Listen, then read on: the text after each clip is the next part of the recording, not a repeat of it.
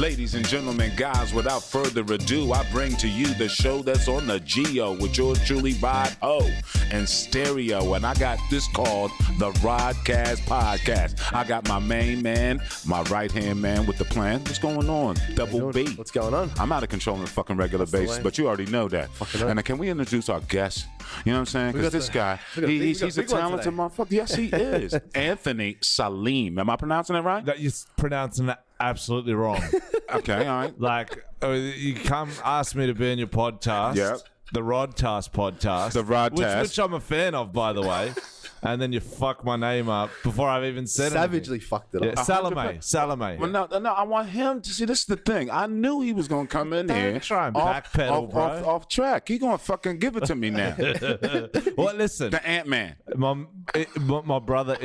Thanks for having me on, man. I wanted to have you on because you're gonna have us on. Well, of course. Hey, listen. I mean, my joking. Podcast, no, I was talking about joking. You're having us on. Oh, okay. I was going to say on my podcast. Right, I'm going to get you on. But I have had no guests yet. So, I mean, you'd be a good first guest. Because you were one-man band type thing. But let me backtrack here a little bit. We met in Lebanon, right? We did. In Beirut. Yes. Right? And you were doing some major shit on the radio over there. I was doing breakfast radio for Virgin Radio, Richard Branson Group. Right. I launched that over there in 2013. Mm-hmm.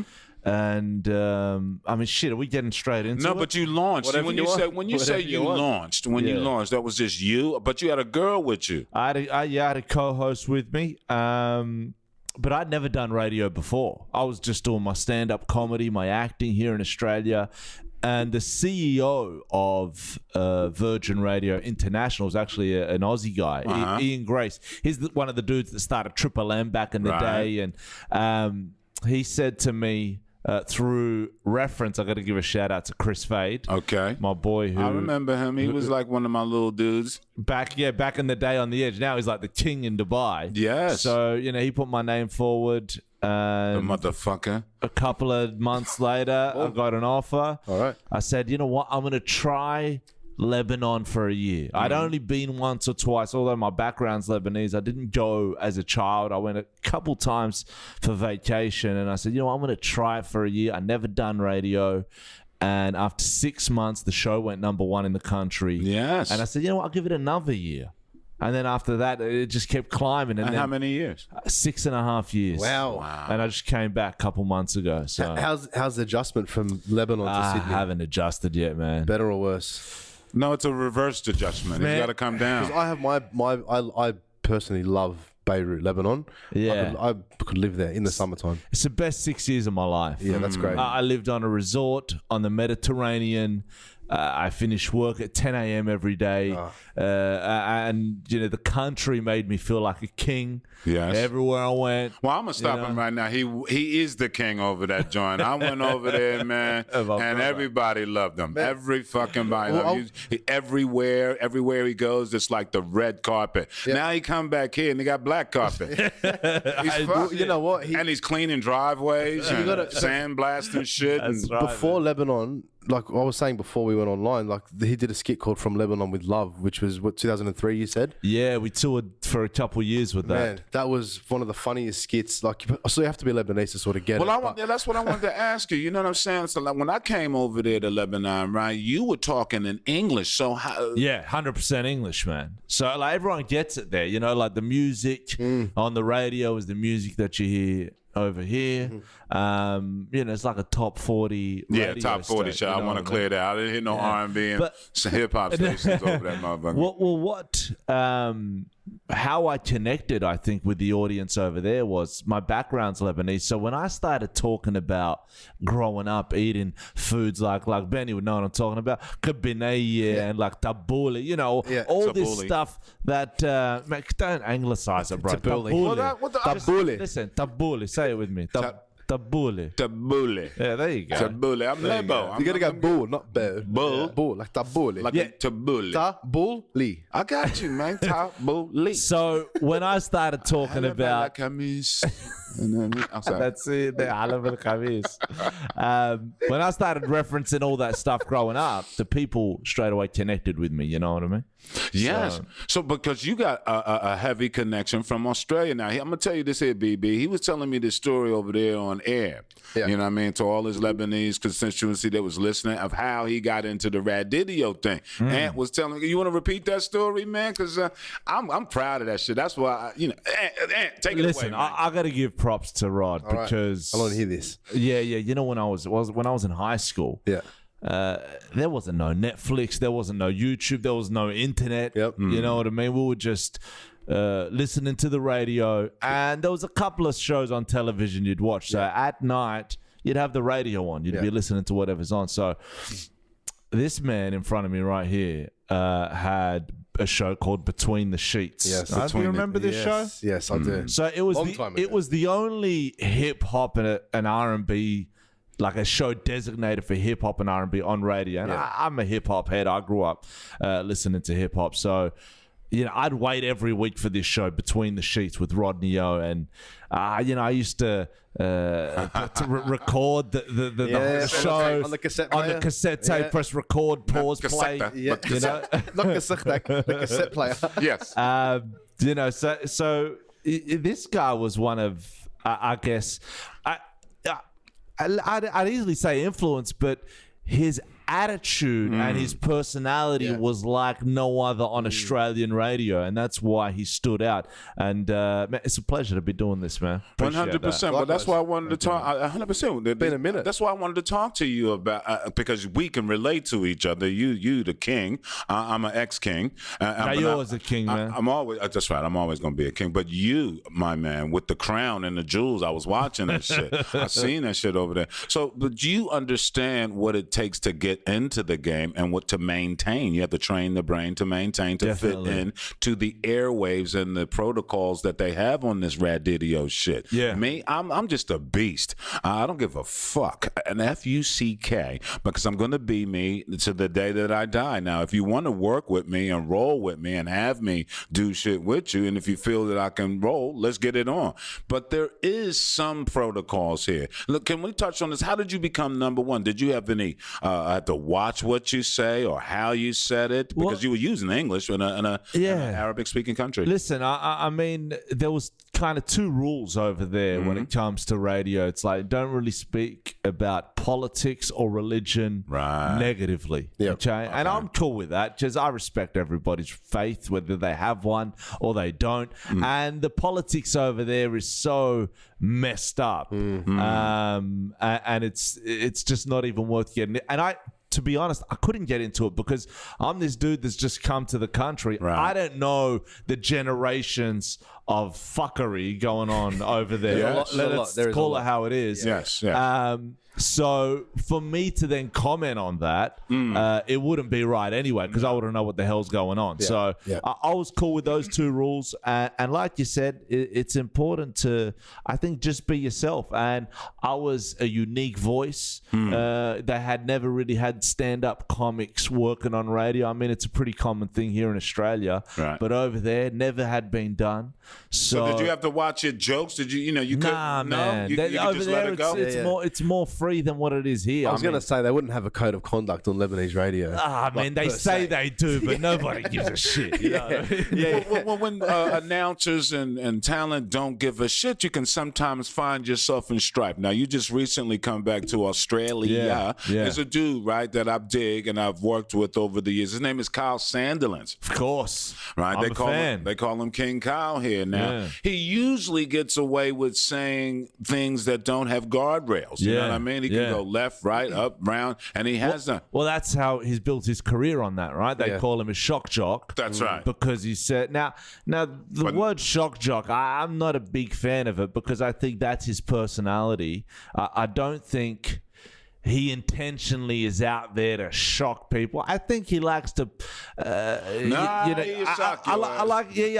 think he likes to get under people's skin. I mean, you know him. You're a friend of his, so I don't know him. He is a friend. I don't know him personally, but from just what I've seen over his career, because like I said, I've been a fan over the years. I have to say, one of I agree with you. I agree. And where I think he knows where the line is. He knows where to push it and doesn't overstep. I think I've got to use one of his jokes because I find that, like, I love comics. And this guy, there was like a rape victim and he asked her if she'd ever had sex before on live radio. Yeah, I remember that. And that was like, that's Kyle's limit. You know what I mean? You can't go past that. If you can appreciate comedy, you can see the humor in that to a certain extent. I don't know whether he was trying to be funny with that though. But that's just how his personality just comes across as funny, and he just says it how it is. Listen, this is the thing with. I mean, he's in a bit of trouble right now. Well, he got into a bit of trouble right now with what he said. It was about the Virgin Mary, right? Yeah. And listen, I mean, for me personally, like I'm a Catholic, so I'm not down with what he said, but I think at the same time, so many people that are fighting back or trying to stand up for their faith, which is great. I'm all for standing up for what you believe in, but some people are doing it in good taste and doing it with respect, and some people are going out there cursing at him, cursing at his mother. Death threats. That's bullshit. But we're not taught to do that. That's the problem. I know. And but it's people that's claiming they Christians is talking about killing. If you want to be real, they talk about running through here and having their own inquisition. That's right. If you want to be real, we're actually taught to turn the other cheek. Well, that's what we're taught. Like a real Christian would say, "I'll pray for him." You know what I mean? Yeah. Like not wait outside the station with a nistle. Yeah, that's they're on some bullshit. And with me, like, man, I'm a stand-up comedian. I've been working the comedy clubs for 16 years. I've heard comedians say a lot worse shit than that. Shoot, no right? doubt. And no doubt. And I'm for me, I've always had a strong faith. That's something that is personal to me, and something that I like that part of my life. You know, but in saying that, I've got friends. Very close friends that losing their shit over this. I mean, no, I'm saying comics that don't give a shit about religion or they don't care about and they'll go out and say some outlandish shit, not just on stage, backstage when we're in the green room. Sure. But I'm not going to come out and say, how dare you say that? I mean, everyone's got their own life. Everyone can say what they say, but suffer the consequences. But Kyle is in a different situation, man. He's got, millions of people tuning into him.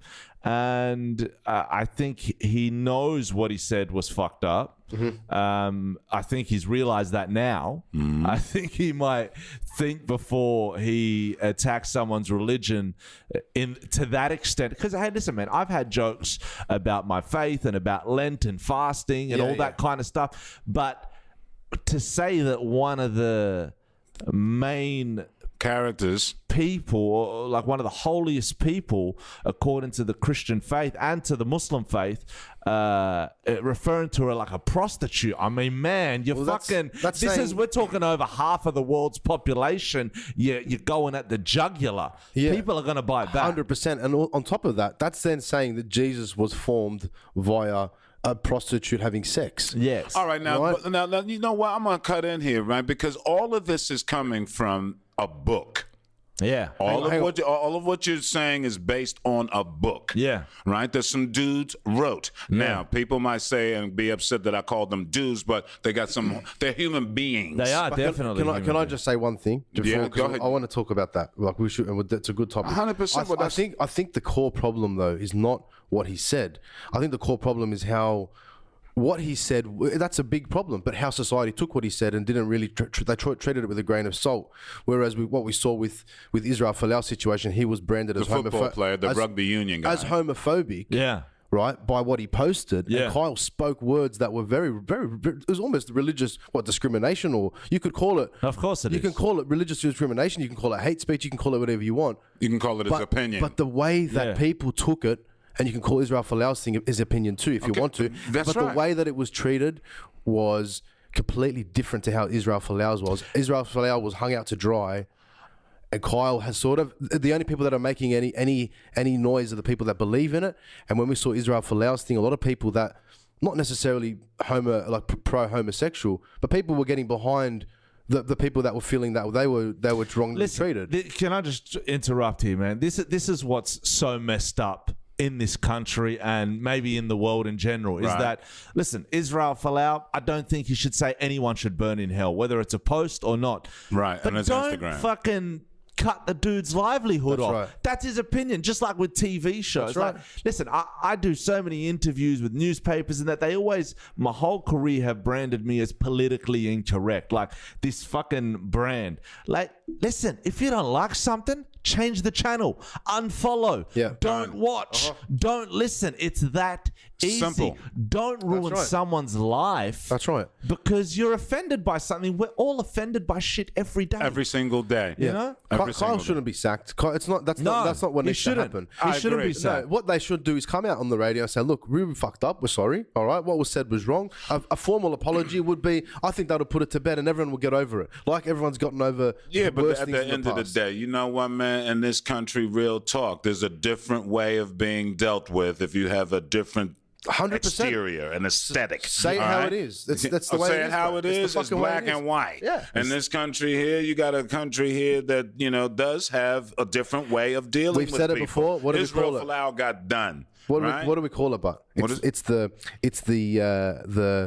subtle racism. It's that. That's right, covert. Covert racism. Covert. And That's in it. the United States of America, you'll have the cats, you know, telling you, when it's here, N-word, I don't like you anyway. Get off my property, I'll In your blast you. face. Listen, Yeah, you know what it is? It's But just here- social media. Like perfect example. We have not had a prime minister serve his full term since Twitter was invented. Yeah, Man, that's crazy. Social media. Hey, that's a crazy stat. Social media has messed up everything. The world, yeah. As cool as it is, like, and as great as it is to get, like, I lived overseas for 6 years. I kept in touch with family, with FaceTime and Skype or whatever. Sure, the As technology. cool as it is to, like, it could be used for great things. Man, there's too many of these fucking people that, like, and I know this is going to sound a little bit harsh. Too many people that don't deserve an opinion. Okay, these people that get offended by every little thing, that they have now found each other online and they've got a voice. Trollsville. There you go. These trolls, But man. and you know what? It's a lot, and I think it's the people that were probably born, I don't know what year. So I was born in the 80s. I can still laugh at the word faggot and retard, and I can still see the humor in it because I grew up saying it. Yeah, but right? you could lose your job. Well, that's right. See, and that's the problem because a lot of people, and going back to this Kyle thing, it's words. He didn't hurt anybody. He didn't Sticks and kill stones. anybody. Nobody lost life. Yeah. What he did, he'll have to answer for with whoever he believes in. Everybody else should. He gave his opinion. Yeah. But Rod, you know what? I mean, it was distasteful. It wasn't in was. good taste. I didn't say it The was opinion, in good taste. I think it was- started as an opinion and then it continued where it should have stopped. Where he started talking about dumb as dog shit, it shouldn't have gone that far. He should have, because he knows where to stop, where to draw the line. He's done so many jokes, like what I said earlier. That's fucking borderline, bro. Like you can't go any further than that. This was. Oh, you just- can.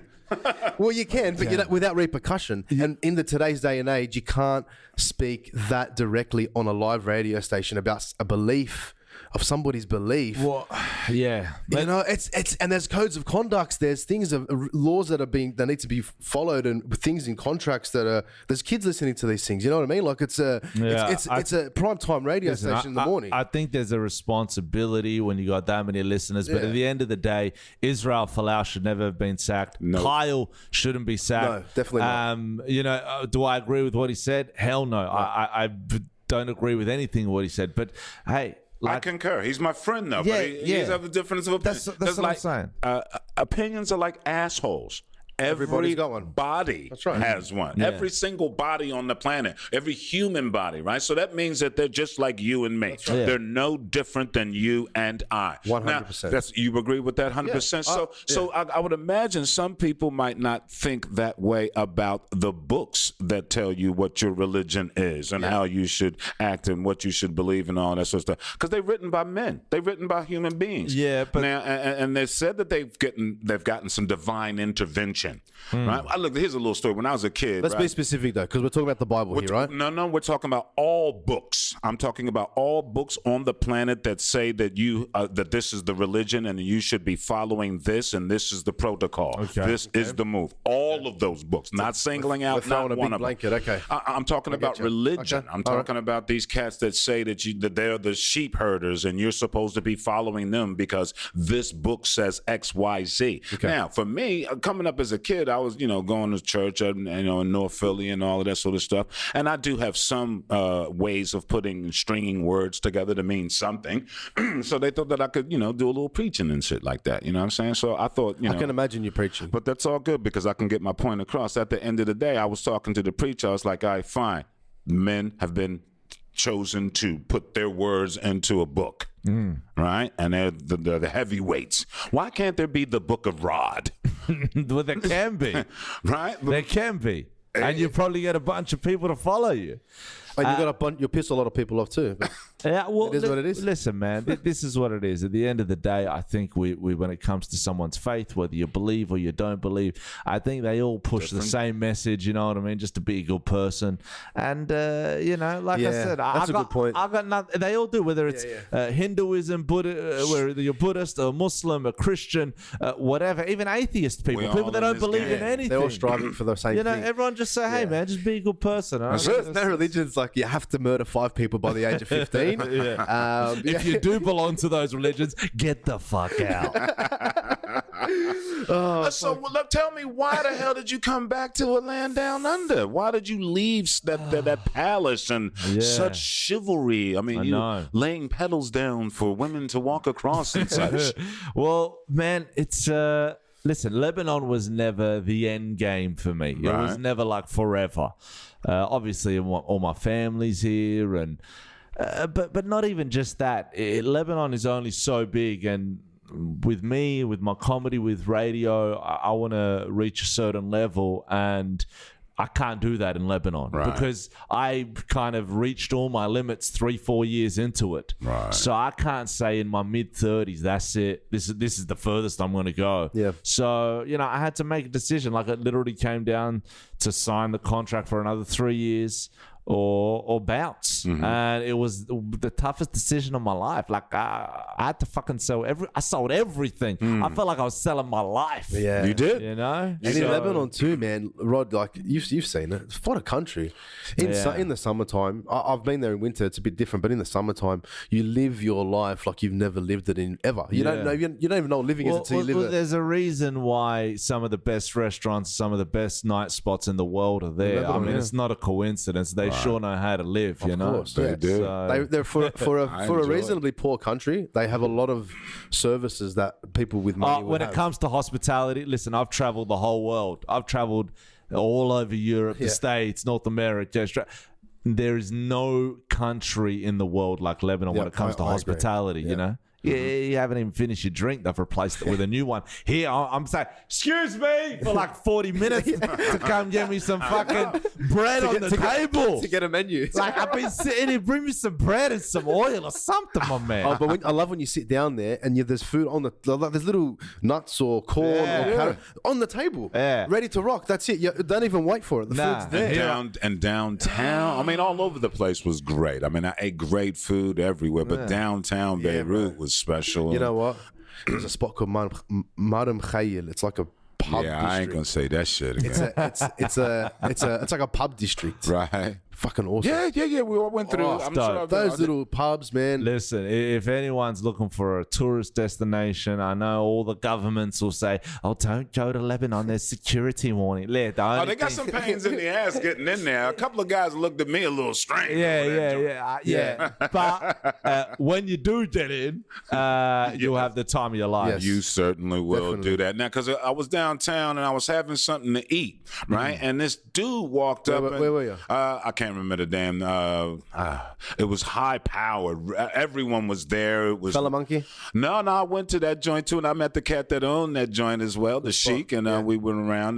But no, this place was downtown, and it was very, very highly sought after. And I had a table and chair there, and this big dude was standing there looking at me. Like, I'm like, dude, damn, he's about 6'6", 6'7", 6'8", and he's staring at me. I'm looking at him, he looking at me. Yeah. So I got the hell up, and I walked over to him, and I looked at him, and he took his sunglasses off. You know who it was? Ronnie Cycli. Oh shit, Ronnie my Cycli. man. Cycli is a Lebanese dude, right? NBA, ex-NBA Is he player. the first Lebanese dude to ever play? First ever Ronnie Lebanon. what? You don't know Ronnie Cycli? Ronnie Cycli. Man, Bro, he played for the Orlando Miami No, Heat. really? Yeah, man. Why don't I know? Golden his name? State Warriors, man. This guy was a legend. He was back in the 90s around, like he played in the Jordan era, and he was like one of the dominant centers in the NBA. Wait a minute. I know you Lebanese. I ain't gonna jump on all over that dominant shit. He was dominant, man.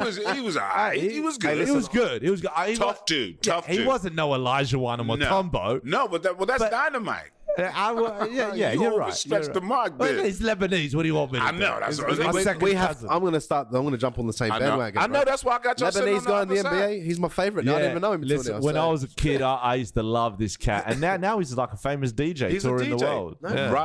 Riding around town or riding around the world, just playing music and Yeah, enjoying himself. So we sat down and we chopped it up for a little bit, and I thought that was real impressive, man. And see Lebanese people doing what they got to do on the court. Now I seen some of your Instagram shit. You know what I'm Yeah. saying? Now you other day you was in Redfern or Surrey Hills somewhere in some little joint talking about basketball. How often do you play, and do you have game? Oh, that's fucking a bit violent, Rod. All right. Let me break it down. So you're right. I know he is. 'Cause I'm a getting- baller. He was getting like up getting all the over. hands out and That's fucking. right. I want to get his ass on the court right now. Shit. You got a ball? You got a hoop? We can straighten this shit out now, son. We'll film that shit too. Yeah, all right. Okay, you on. Nah. I'm not taking you on, man. You're African American, man. I can't win. You kidding me? I'm an older African American yeah. right It doesn't matter, bro. Doesn't matter. Bruh. Listen. What's your ball like? This is the thing. It's like if we're going into a competition on who makes the best shawarma, it doesn't matter who's got. Yeah, I've won that shit, right? Shawatama. But listen, I do play.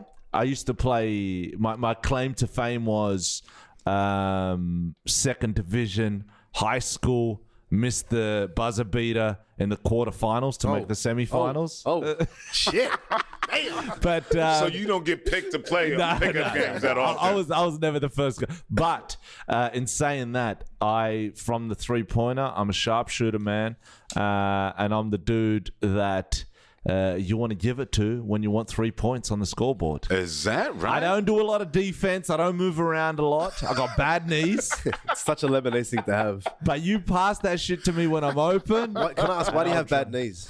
I don't know. It's Lebanese. I have thing. bad knees too. Yeah. I'm 31. I got bad knees. I don't know why. I don't know. I'm not sure, man. It's, Speaking of ball, though. Yes. Who do you like?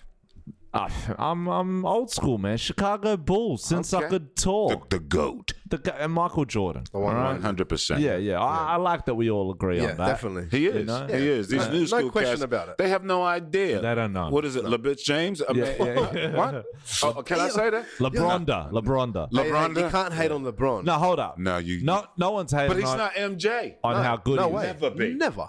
Come on, man. He follows then unfollows his team on Instagram when he's having an argument with, yeah, you fucking little bitch. I didn't even know was he doing that? Yeah, when he was with Cleveland, he had Come a run in with the GM of Cleveland. He unfollowed them on Instagram. That's a fucking bitch move, right? That's what you do when you're 14 or 15 Exactly. as a girl in school. So, what do you think about the toughness of the NBA nowadays? I mean, the This is- players' sorry, the skills, what? the toughness. The what? I know, huh? Soft. I gotta agree there.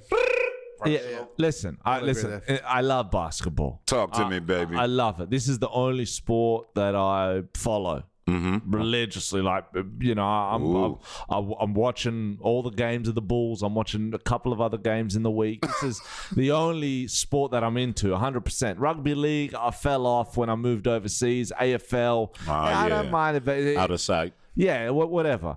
But the NBA, Chicago Bulls, and by the way, 80% of this world right now that's living should be a Chicago Bulls fan, but everyone then went bandwagon on Kobe and the Lakers or Golden State Warriors or whatever. What happened to being true? Everyone followed Chicago in the 90s. No, they fucking didn't. Yes, If they were serious, they followed the Philadelphia 76ers. Can I be real? Whoa. Who? What? Charles Barkley? Because of Barkley? I gotta side with Anthony. Julius Hey, Rod. Winfield. Rod.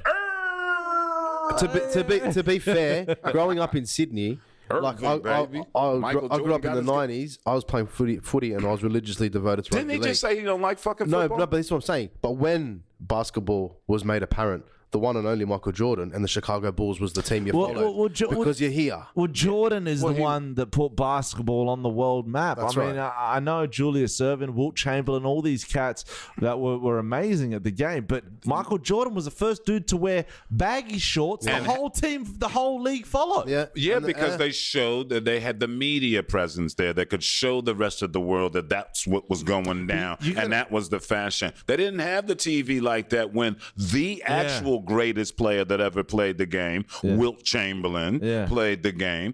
Everyone, you can't even find shit on him. Yeah, well, that's you the thing. I can't comment because I never seen him play. He was the GOAT. I've heard him talk about him numerous times. 100 points in high school, 100 points in college, 100 points in the pros. Listen, every time he touched the floor, he gave them more than they could handle. I could go on about MJ and NBA for so long. We could do like a whole nother podcast on that, but I want to speak about your boy, your homie Ben Simmons, who I know is a friend of yours, who was the last guest on this podcast, if I'm not mistaken. Yeah, you got to tread a little bit careful. No, hold on. Before these mics were turned on, Rod's like, yo, man, we're going to be as real as a motherfucker. I'm being as real as a motherfucker right now. Okay? So he's got to check himself. In what context? Listen, he's walking around wearing a fucking kangaroo made out of diamonds. Represent for the kangaroo in the World Cup, brother. Hey. Okay, so you going there, World Cup. I want to say a few things, all right? I'm going to let you get your shit off right now first. I'm going to let you get your shit off. Ben Simmons, who somehow has forgotten his Australian accent in 3 years. Survey said wrong answer. Yeah. Listen, I heard him and his dad on this the podcast. You should go back and check out that Controversy episode. corner. We should call this His dad has more of an Australian accent than him, and his dad was born in America. He does. I was. How long you been in Australia, bro? I've been coming here since the 1800s. Okay, no, for real, 20 years. Yes, plus. Okay, 25. He hasn't been in America not even 10, not even 7 years, and the dude is talking like Rodney O. All right, so. He's got a point. Yeah, now He's got a all point. I'm saying is be real. If you're wearing that kangaroo made out of diamonds around your neck, represent for the kangaroo. Now, But World Cup, he left his teammates out to dry. That's not correct. All right. But I'm going to let you get your shit off. This is the best team that Australia has ever put together, right? In the history of the Australian Boomers. Okay, we've never had this many NBA players on one team. Now, with Ben Simmons' presence on the team, we probably would have won gold in the World Cup. We just missed out on the gold medal game by a few points. Yeah. Now... And you want to lay that on Ben's plate. Hold up. Because I give him respect because he's a great player. And if we had him, it would have made such a difference. Now, if someone says to me, he's worried about his next season with the thing because he's signed a big contract. Don't give me that shit. I got two words for you. Giannis Antetokounmpo. MVP. He played for Greece, and Greece had no chance of winning. And he is a top 3 player in the NBA. Ben Simmons, with all due respect, ain't a top 10 player in the NBA right now, and he couldn't put it out for Australia. Okay? Forgotten his accent, forgotten where he's coming from. And listen, I tell you what, no one can say anything to kind of change my mind because of Giannis. Ain't nobody could be able to change your motherfucking mind because you just went off and said what you had to say. If he could drop the mic, he'd drop it. Listen, Giannis knew that they had no chance at winning. Man, any other player playing for Greece has a second part-time job working at Lucky Souvlaki in the Greek islands. No one else is on that professional level. Cool in the game. He still put it out for his country. But that's cool in the game. Look, Giannis Antetokounmpo can go and play wherever the fuck he wants to, and he can take all the Tzatziki and tabbouleh wherever the fuck he wants to. Shout out to all my friends. You know what I'm saying? For the Lebanese shit. You can put Lebanese shit on his shit. Yeah. At the end of the day, right, my man B, is Ben Simmons. You're right. I know the cat, and he's a good kid. He's a great kid. Yeah, I'm and sure he's he is. totally down with Australia, 150%. Yeah. But now what happens is that he is not the reigning MVP, Yeah. and he has to work on his game to continue to represent himself and Australia in the light with the big diamond shit on his neck that you're talking about. And when they talk about Ben Simmons, they're talking about the biggest Aussie with the biggest contract that is balling right now in the biggest league right we now. can't forget about Andrew Bogut, first pick in the draft. Andrew Bogut got chips, but I know he ain't got the chips B guy. All right, at the end of the day, I'm working with Bogut, and I'm gonna, It's my boy, man. That's my man. He's gonna be my man soon, right? You know, we're gonna catch up. Shout out to Andrew Bogut with the Kings, right? But Bogut did his thing. That's cool in the gang. They all did what they wanted to do. My man Ben has more time. He's gonna be able to play with Australia in the Olympics. He's possibly he can play in other things. We'll see. But at the end of the day, he had to go to work and put in work. A lot more work than your Antetokounmpos and your Bogues and all of those sort of guys. His season, his career is on the up, and it's serious work that needs to be put in now. And he needed to have the time to do that for his professional life, and he's doing that. He's an Aussie kid. He's down with the Aussies. Listen, and I said, I don't dislike the guy. No, but you putting out that he like shit on Australia. He didn't shit on Australia. He had to go to fucking work. Yeah, but I mean, he was posting photos with 2 Chainz. Yeah. Look, like he didn't even say, "Hey, good luck." Like, cause I follow him on social media. He wasn't like, "Hey, good luck to my Australian brothers in the World Cup." Man, he was taking. Would you want him to suck that dick? He was with 2 Chainz, wearing 2 Chainz, and 2 Chainz had 5 chains. Like, come on. Okay, so they was maxing out. Inception upon inception. Hang on. I just want to make a comment about his voice, all right? The accent thing. Oh, what, Ben? I went to America. I've been to America a few times.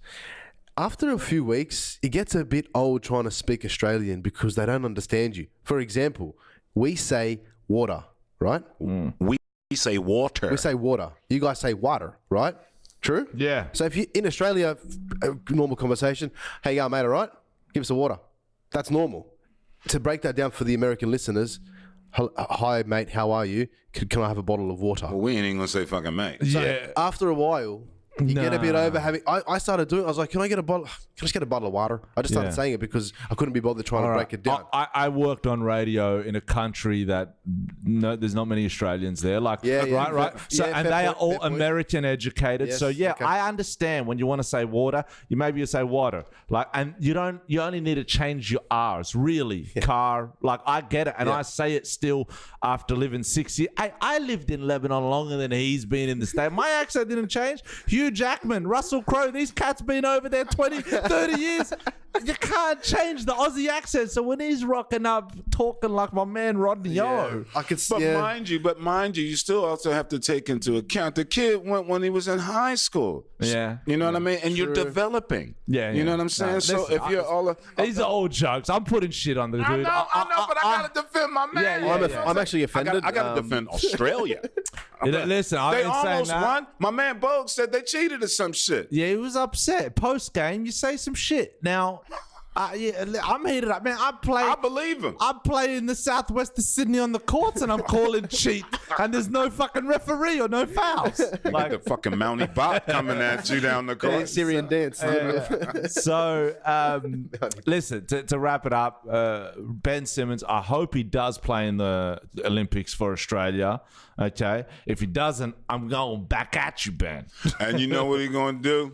He probably hit you in the top of the fucking head. Probably. With With his dick, man. He's a big Now, dude. listen, we're going to switch. We ain't going to talk about Ben Simmons' dick on my show. I ain't about that. I ain't going to talk about no dicks on my show. I'm glad to hear.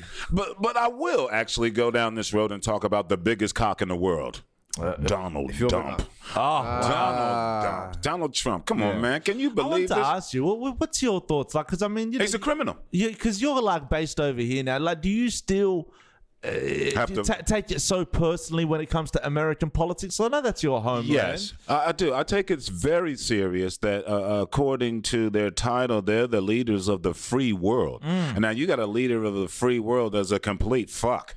And he's a criminal. He's a crazy motherfucker, man. He's a fucking nutcase. He's on Adderall. But you know what? I'm saying that he's just a diversion.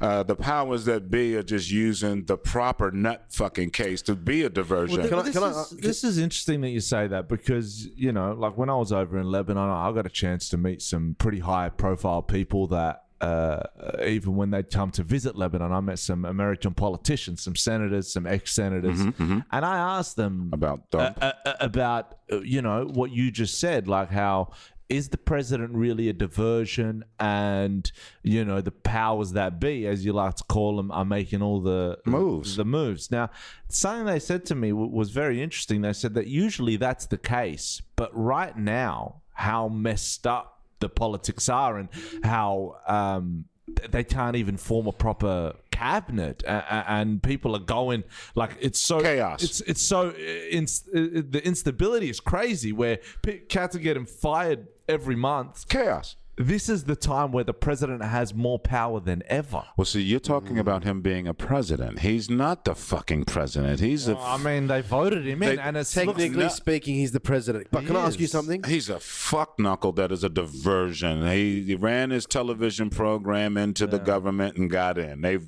you know, those people that are watching him and believing in him, they voted his ass in with not the popular vote. It was the Electoral College, which is a draconian state of affairs in the United States of America at the present, and they allowed this fucking viper to get in there and do his thing, and he's just a diversion. You know, other shit is being done around the world that we're not hearing about. There are laws that are getting passed in a lot of countries that we're not taking a closer look at, and this guy is just a diversion because all he wanted to do is get in that diamond-studded club up there that the Putins and the rest of the autocrats have to answer to, but he doesn't know them, and Trump thinks that he should be in that club. And that's can I ask you something though, Rod? Sure, why not? As a Lebanese Australian sitting back, I am watching, a Lebo. watching, yeah, you know, but watching from the outside in. When the whole thing went down with Trump running for the presidency, and the things he was saying, did it not impact you? Does it not fucking feel odd that there's a person up here blatantly speaking out against African Americans?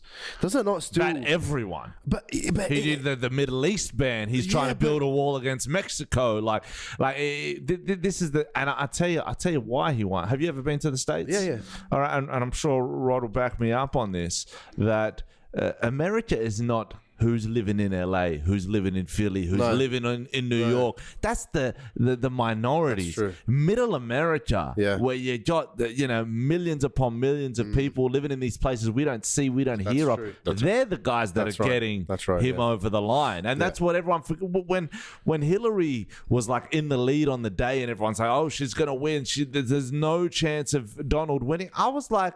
They haven't gotten to the middle yet. Yeah, you can't. They're just calling from the outside in. Exactly. So I mean, I think when it came to voting Hillary or Donald, I mean, either way they went. They're damned if they do. They're damned if they don't. She's not a good person either. I mean, this guy's what? Do you like him? No. Do you like him, B? No, I don't like anyone that causes division between people. That's and right. he's a divisive 100% agree with that statement. That's how I feel. He's divisive. Like, come on, man. Can't do that, man. We're living in a time like how we even started the podcast, just talking about shit. How people are just all up in each other's faces, and everyone's being offended, and everyone, and he's not helping that. And each country should have a leader that kind of helps bring people together. But I know I sound like I'm living in a dreamland, but that's what a leader should be aiming to do. That's true, and I think you're spot on, man. I think everyone's just got to chill the fuck out. There's just too much heat. They got to get rid of this clown. Too much heat. But so for racism, I think is probably one of the worst things any country can have, and it's unfortunate that it's everywhere, but it just breeds hatred. And you see all these rallies when he was running for the seat, what he'd be saying to the crowd, and he's saying, "Get that woman out of here." Inciting violence to win your position, to get your presidency. That's just straight fucking bullshit. Excuse the language, but it's complete horseshit. Because did you see your boy Morrison the other day over there? Cheers with him on the Rose Garden, and but that's look. They were fucking hanging out. Ed nailed it. He nailed it. It shouldn't be divide and conquer. It should be bring everybody together, right? bring everybody together, bring peace into a country like America that is so chaotic. It's that big. You can't keep poking the fucking bear, mate. Listen, you got a room full of 10 people. You can't bring them together. Try bringing nearly 400 million people together. It's impossible. You got to be smarter, you know. You can't be as abrupt as how Trump's been, because he's just sending shockwaves. And the things, and the Twitter. The only dude he's killing Twitter. You know what I mean? He's offering out other fucking presidents from other countries via Twitter. If you don't stop, we're going to nuke you. Like, shit, man. Well, Ant touched on it earlier in the podcast as well. The social media has fucked up a lot of stuff. Yeah, I mean, you know, so many times I think about just deleting and deactivating all my accounts, but then I think to myself, shit, when I got a show, I got to promote it, right? I got to try and get the word out there. So, you know, got to be in the game. You have to, and I don't even post that much. Like I did 67 posts yesterday. My sister from America told me. Really? This guy's on at like 4 in the morning. I'll wake up on the shitter at like 6 in the morning. Well, I was picking up your slack while you was becoming a dad, and I'm seeing his like 5 posts from 3 in the morning. Like, what the fuck does this guy do on a Tuesday night? I'm becoming a dad. Thanks, by the way, man. Thank you. Would you have a little boy? I had a boy. Yeah. Nice, fuck. That was one of the most. Oh my god, that experience. Thank you, man. It is one of the most life-changing experiences. You really, put everything else aside, talking about whether it's God, Christian, Muslim, whatever. If you believe in a God, when you see a child being born, you know that God exists. 100. The delicacy, I don't know if that's the word. It's such a delicate process. And then even after the birth, what the baby does and what the body for the mother produces for that baby, it is to a fucking T. The colostrum that needs to... I was just thinking, I just made some all praises for the mothers of all of us all over the world, for the mothers. They went through the just what the mothers have to do. Like, there's a process where the baby has to latch onto the boob and get what's called colostrum, which is like for 4 days, it's just this liquid that the body, that the mother produces, is just all nutrients and minerals and vitamins that the baby needs. Man, we could never give birth. Like we like as tough as we are on the exterior. Chance. No. Let me tell you what my wife had to go through. Oh my god. Let me tell you, man. Let me tell you. I'm not going to go into details. I sometimes have to cancel plans after doing a big shit. I like agree. A woman's pushing a human out of her body. And I'm lactose intolerant. If I have too much dairy, I've got to cancel my plans. You know what it's like. You stick the rim. Milk. Well, sorry, if you have the full cream shit, your night's cancelled. Forget about it. But what my wife went through, man, like she was pushing fully dilated, and then the doctor had to cut him out. So then she had to go into a surgery, and it's a fucking pretty severe surgery. Her cut is about that big. Oh my god! It's almost hip to hip, and man, it was just what they have to go. And even after the breastfeeding and changing, waking up every 2 hours, it is. What the women go through, it's such a, you really see God's handiwork with these women and how the whole process goes, and that's why I wanted to praise all of the mothers. Because big props to him, bro. Big props. Ant is a good man. Ant took his mom's out. Her birthday was the other day. Thank you, bro. What'd you do? Awesome. That's great. I was just in a dinner with the family and stuff, but sorry I had to postpone the podcast. But thanks for understanding. No, but mothers come first. That's priority, bro. That's priority. That's priority. That's where we all come from. And she is the queen. You see just the beauty, and then you start to appreciate your parents when you see a child being born, because then you realize, man, just from the first 3 weeks, what we've had to go through with this kid. My parents have had me for 31 years. What I've fucking put them through. Yeah. Oh, you're a pain in the ass. I'm the biggest, bro. Through school, mate, I was terrible. Just that alone, man, I probably took 10 years off my parents' life just through high school. And like, then you take a step back and you're like, fuck, man, I was a piece of shit for most of my. But you're all right now. You're smelling better. Oh, definitely. You're smelling better. I've showered. You got any wife and kids? You gonna make some kids? What's the deal? That's why I had to cut that. I got a girl, but she lives on the other side of the world. So where? Canada. She's in Canada. Yeah, I was just in Canada. No way. How's Canada? Yeah. Canada. You never been? No. You been to Canada? Yes, I have. Yeah, I took my daughter there. Yeah. I just watch a lot of shows about Canadians. Toronto's a great city, man. I did the Montreal Comedy Festival. Okay, that's huge. Really? Yeah. Who was on that? Who did you do that with? Man, I did some dope shows. We're going back like a few years now, because the Montreal Comedy Festival is the only invite-only comedy festival in the world. So you have to be invited by the festival. That's right. Any other festival, you can put your show on and register your show, whatever. So you know, I went to this festival, man, and I did shows with, I'm sure you know some of these comedians, Bill Burr, Jimmy Carr. Yes. Oh, my God. You know. Two kings right there. Jeff Ross. Yeah. Like, you know, I was... Man. And shit like things that I wouldn't imagine. I remember I did a show with Jimmy Carr. We were both on the same lineup, and then the next day, because everyone stays at the same hub, the Hyatt. I think they've changed it this last year, the hotel, but it's the one hub that everyone stays. And like the next day after the show, I'm walking in the lobby, and Jimmy Carr says, "Hey, excuse me, fella," like, you know, with his English accent. I'm like, "Hey, man," he's like, "Just want to let you know you fucking crushed it last night." I'm like, did Jimmy Carr just say I crushed it last night? That's huge. If Jimmy Carr said that. Like, you know, so that experience of doing the Montreal Comedy Festival was so dope. And, you know, I was lucky early in my career. I toured with some awesome comedians like Pablo Francisco. I toured America for a couple of months. I was living with him. And no way. Pablo Francisco? Such a good dude, man. Yeah, he's a great comic, man. Gets overlooked a lot.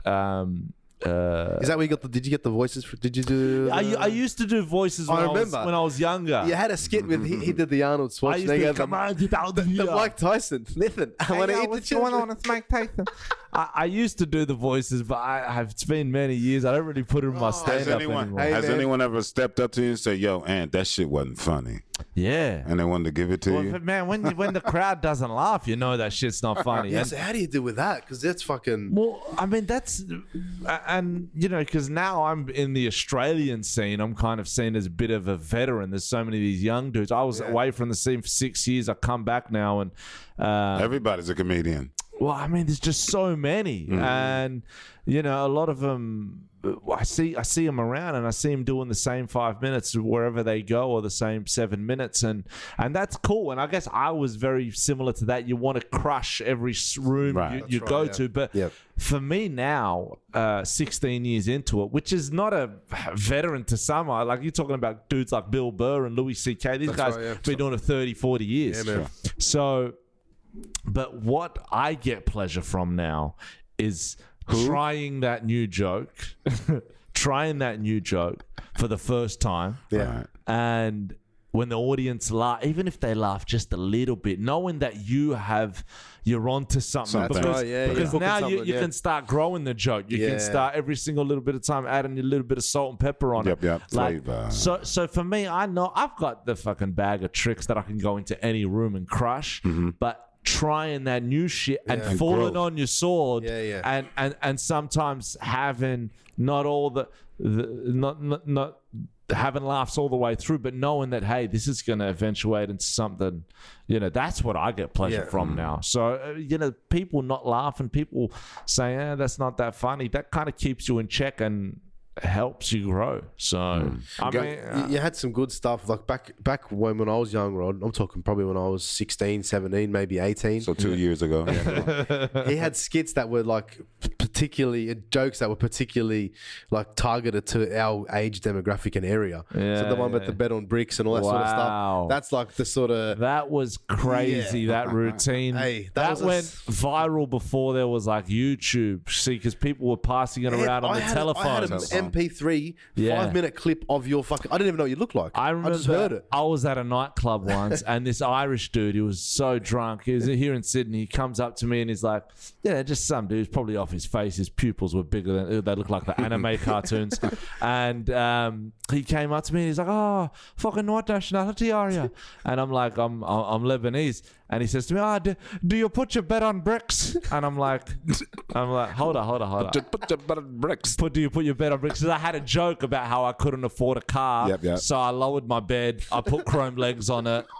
I put fluffy dice on the bed head, but I woke up in the morning and my bed was on bricks. So that was the joke, right? Bankstown. Yeah, because I live in Bankstown or whatever. So insurance won't insure my bed. Anyway, so this guy starts saying, do you put your fucking bed on bricks? And I'm like, what? And he's like, do you have a fluffy dice on the bed head? And I'm like, where did you hear that? And he's like, I got this fucking level fucker on my phone. And I'm like, That's me. It's like, oh, fuck off, it's not you. And he wouldn't believe that's me. So this was before like YouTube was the common thing. Yeah, so it was way back. I thought at that stage, I'm like, fuck, I've made it from my 5-minute routine. But I was very wrong. Right. But I'll never forget how I started. I swear to God, it's like a vivid dream. yeah. I'm not from a place. I'm not from here. I'm from a place called Bankstown. The whole crowd just fucking loses. I used to have this opening line where I'd come out and speak French. I'd be like, bonsoir, je m'appelle Antoine, and then I'd be like, oh, fuck it, I'm just a leber. Old school, man. I'm like, listen, if you come out and see my shows, man, they're a lot funnier these Well, that's days. what I wanted to ask you. Where can people come and see your shows, and where can they catch you, your social media platforms? Because, brother, it's been absolutely a blast having you on the Man, Rodcast I podcast just- with your crazy funny I ass. feel like we just started. I know. We've been going, man. For 54 minutes. Oh, man. Like, we can open more cans if you want. Well, Anthony Salame on Instagram, Twitter, all of that stuff, YouTube, Salame, like salami, but with an E, I guess. not Salim. Yeah. Not Salim Dusty. Salami, Man, thanks for having me, bro. Like, can I ask you a question? I know before we sure. wrap up, are we on a time limit already? No. I thought you had the bounce, Yeah, baby. well, listen, I mean, I'm hanging with All you, right, bro. cool in the Like, gang. Let's kick it. what's your secret, bro? Because you are like the Black George Clooney. If I want to be totally honest, you're like the Black George Do I Clooney. need to step out for a minute? No, or- he hasn't aged. Stop. Like seriously, like apart from the little greys which look like they're artificially put Hey, there bro. because they look so good. Yeah, do this shit. Like, yeah, look at our greys. Our greys look like it's fucking That's Lebanese Hair stress. talks We've got Lebanese hair, look Lebanese like knees. hay. Yeah. Hair talks in Maroubra. But What is it? Yeah, what the fuck is I know it? they The say secret. black don't crack, but Yeah, black don't crack, baby, and you know what? I'm just young at heart, man. I just That's try. the I key. try to do what I want to do. You know what I mean? I ain't trying to do what everybody else wants me to do. And so I eat when I want to. I stay healthy. I work out when I want to. I get it in when I want to. I make my money how I want to. I'm just living my life until I die, and no one else is in control of it. I love that, brother. All the respect, all the power. God bless you, man. Me too. Now, you asked Ben Simmons a question on the podcast last time. Mm-hmm. You said, is he going to get you courtside tickets for the Philly? That was- Are you going to get me courtside tickets for the Kings? yeah. Hey, 2 great points. I'm just waiting for the response. Set up. It was great. popcorn out. Look, no doubt, man. I can't wait for you. The season is going to start on the 3rd of October. 3rd of October. Well, you know, I was born in Adelaide, so growing up, I was an Adelaide 36ers fan. Right. And I moved here when I was about 12, so I've got a big love for the Kings, and I am a Kings fan. I'm kind of split between the two. I'm actually probably more of a Kings fan now than a 36ers fan. Right. And now that Bogut's back, I mean, I just love that dude, man. I love what he's done. I mean, a white boy, an Australian white boy, Putting in work. first pick in the NBA Yes. draft. Yeah. Won A lot of chip. people thought he shouldn't have been, but he was, He yeah. was Yeah. exactly right, and Bogues has proved it. And he's a good dude. I like it. He keeps it real. Well, have you met him? We've gone back and forth on social media. Mm-hmm. I know he's into some of the TV shows I was in, like Swift and Shift Couriers Mm-hmm. and Fat Pizza, but we have never like crossed paths. No, but I think we will this year. You will do Now that that I'm because you're going to back be and you're back with the O. You're going to be a guest of the O at the New Kingdom. So Yeah. come and check I us love out Hey, while we. did Bogut? He went back to the gold. Came here, then he went back to Golden State, then came back. Well, they again. just called him up and said, "Hey, Yeah. we need you for the playoffs." That's right, yeah. And, Exactly. and he was going in there and putting in work. He man. was, did yeah. well. That's the caliber of player that he is. Yeah. That is a testament right there. You know what I'm was that saying? shit? He was doing this thing with the Kings. So he did the Australian thing. He went and played the playoffs, and he went to the World Cup. Oh, so you back? He's never gonna let it down. He's never gonna let it down. I'm sorry. Listen. Ron knows I'm fucking around. You know, I know I talked some shit about Ben Simmons, but I really hope that he does play for Australia, because I think if he does, I think we'll win the gold. Like America. Yep. Now, how do you sit between watching the Dream or no, I'm not going to say Dream Team because that was Jordan and Bird back in the 90s.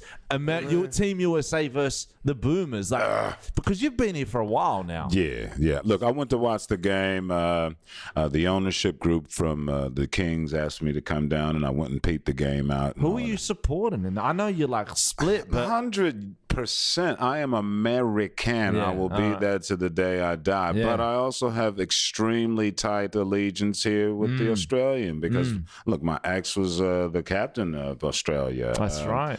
My daughter is playing here, and she's one. I've helped start the Kings since 1988. I've commentated. You're the voice. Well, No offense to John Laws, but you're the voice, bro. Oh, thanks, man. You're Actually, he actually, John Laws kicked it to me and said it's okay that I could use that tag. You know what I mean? Oh, good old Johnny boy. Yeah. The way he says it, use that tag. Like, shit, I got my hair's just stuck up when he said use that tag.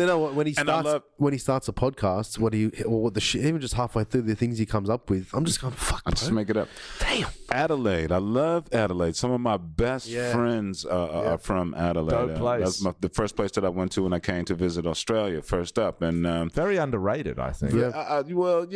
It's a very slow place. good people, though. Good people. Yeah. You know, I got really good friends, not acquaintances. I got thousands of acquaintances, but good friends in Adelaide. Yeah. I held basketball back then, the 36ers, the West Adelaide Bearcats, your Al Greens, your Peter, all Mark Davis. Mark Davis, Yeah. one of my best friends. Really? Yeah, man. Used to love that dude. Indeed, the chairman of the boards. Although he man. went to a fucked up school. We went to West Philadelphia High School, you know what I'm saying? And I went to Overbrook High School, and then we were foes. So he's from Philly too. Yeah, he's from Philadelphia. Damn. I remember when Mark David, this was like a clear vision in my mind, when he came close to retiring and he shaved his beard off. I'm like, what? Put the beard back, man. I just knew him for the beard. He had a beard? Yeah. Mark Davis had a beard, man. And then he shaved it towards the end of his career and he looked a lot younger, but I don't know about that one. Send me a picture of that shit, because Yeah, I love I to will. see him with a beard. yeah. Back in I'm talking like late 80s, early 90s. Phew, I've never seen him with a beard, so you have a special relationship with MD. Yeah, well, I mean, listen, he was one of my childhood heroes. He was an awesome player. And he's still down there in Adelaide now. He's still working with the basketball. Yep. Which part of Adelaide are you from? The south. So, I was yeah. from near a place called Hallett Cove. Hallett Cove. There's this beach over there, Rocky Beach. But like I kept it real as a kid. Like my aspirations were never to play in the NBA. I knew I was never good enough. Yeah. I was like, At least you're honest with hopefully I'll make it to the NBL. But when I reached high school, I knew that shit wasn't going to happen. There's a height thing. It's a height thing. No, it's You need not. the extra. If Andrew Bogut didn't have his height, would he be picked? So what do you say about Muggsy Bogues? What do you say about Spud Webb? What do you say about Casper Ware, who's the point guard now for the Sydney Kings? I mean, yeah, these guys, he's dope, man. oh, he's a great two-way player. height I think he's the height best helps. two-way player. Height But helps. he's not even 6. I don't think 6 foot. Not even 6'4", really? Yeah, he's like 5'11", 6 foot shit. maybe. Okay. Right. But I mean, I'm talking Spud Webb's not 6 foot. Muggsy Bogues is not 6 Muggsy Bogues foot. was like 5'3", yeah, these are 5'4". cats. Yeah. It's the size of the dog in the He fight. went through Manute Bowles' legs. The size of the fight in the dog. Okay. You know what I mean? Okay. And you're a beast. I'm sure you are. Ball, like I got, right? Let's organize a game of ball. Let's get it happening. Yes, we're gonna do that, man. Because I want to play. I Yeah, want to man. play. You know what I'm Yeah, saying? I want to for see where sure. your skill levels at. I know he ain't got none, but you know, Hey. no. Hey. But I'll see, lace up. the listeners. Okay, we're being filmed too. Okay, the listeners I'll lace didn't know up. who I was saying. Yeah. You know Well, what there you I'm go. saying? I just had to. Well, you pointed at me, bro. And we're fucking filming this one. So. Yeah, but I didn't think the listeners didn't know, man. You know. Well, can I give my podcast a shout out too? Definitely not. 150%. Yeah, Fuck yeah. no. No, fuck off. The Anthony Salame podcast show. It's on iTunes, Spotify, all that, SoundCloud, whatever, all that shit.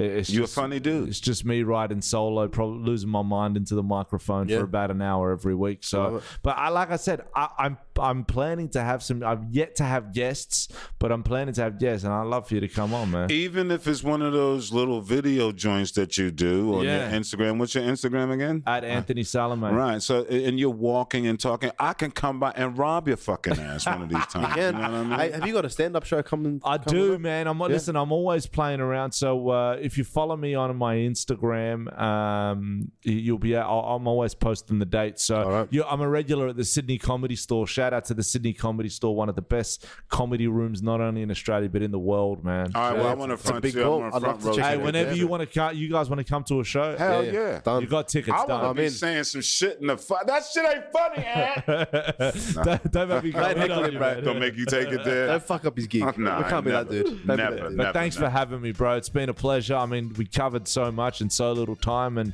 maybe we can do this again. Definitely. My man, the Ant-Man. Go check him out. Make sure he's doing this thing. Hey, BB, thank you for doing what you do. This is the Rodcast, and we out of here like last year. Peace, love, and hair grease.